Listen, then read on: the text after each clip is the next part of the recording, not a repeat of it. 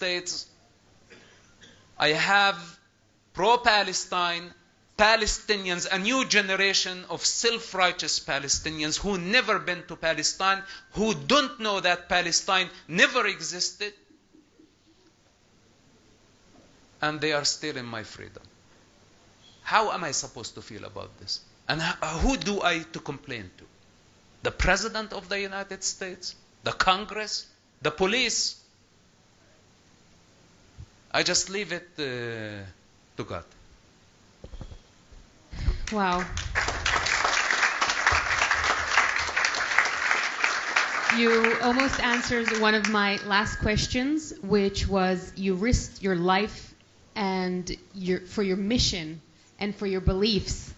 And now I can hear that your personal price that you're paying is that you don't feel safe anywhere. Is there a place, do you feel safer in Israel? I know you care a lot about this country. Well, your emergency conference today brought me from the beach.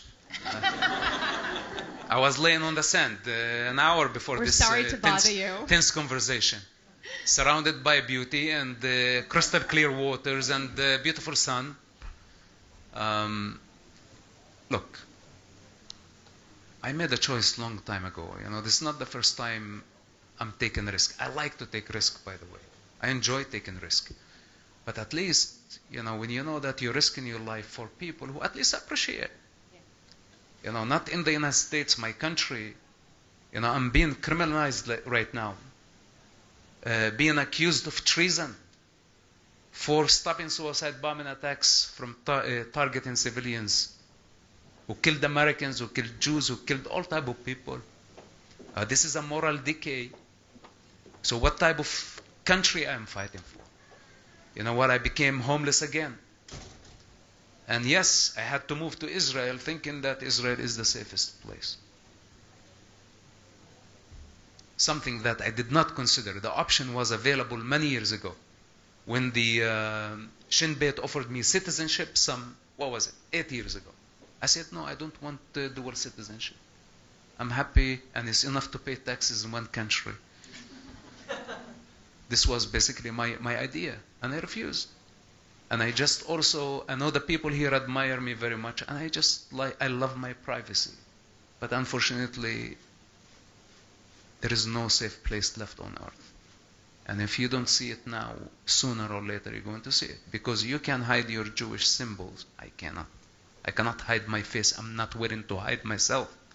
It's a promise. This is my freedom. And even if it means that they're going to kill me, they can only kill my body. I said this many times. So now the reality.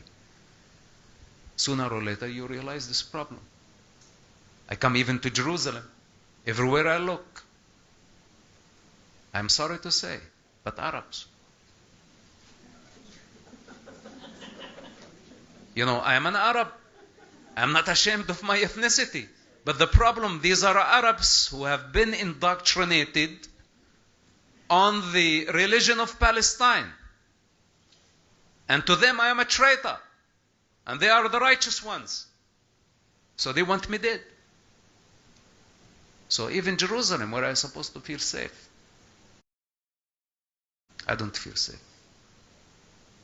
So today I am on the beach, and the bombing from Gaza, I was able to hear it. And by the way, it's raining like hellfire. And maybe they deserve it. Because, in my opinion, we need to finish with Gaza. It's not only Hamas. And I take responsibility for my words, and the politicians will lie to you. I don't. Gaza is a breeding ground. It's a breeding ground. Finish with Hamas today, tomorrow is going to be a different group. And by the way, the different groups, if they are communists, they are a lot more dangerous than jihadists. I promise you that. And maybe now the new generation of Palestinians says like, okay, Hamas screwed up. Look at the cause. It's global now. They are a giant movement with endorsement from everywhere, Hollywood, everywhere. They've got support. they can adapt easily to communist or socialist ideology, and they can become easily the neo-Nazis. And they need the breeding ground. And this must be demolished to ground zero. Has nothing to do with ethnic cleansing. This is a humanitarian displacement of the people who have been hijacked, not only by Hamas, by Palestinianism. And in order to deal with the Palestinian indoctrination, the Palestinian ideology, regardless of its color, whether if it's green or red, is to remove the breeding ground in Gaza and in the West Bank of what's known as refugee camps. All of them must be demolished to ground zero. These are the breeding grounds of terrorism.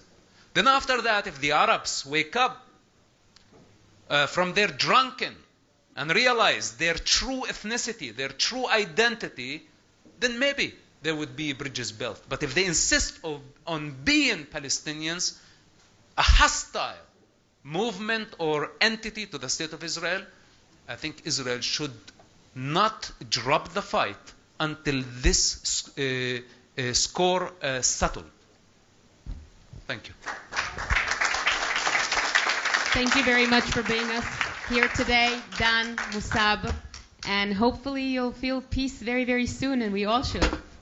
I am peaceful. The fact that my life is in danger doesn't mean that I am not at peace. That was not what I was trying to say. Thank you very much. I appreciate it. Thank you.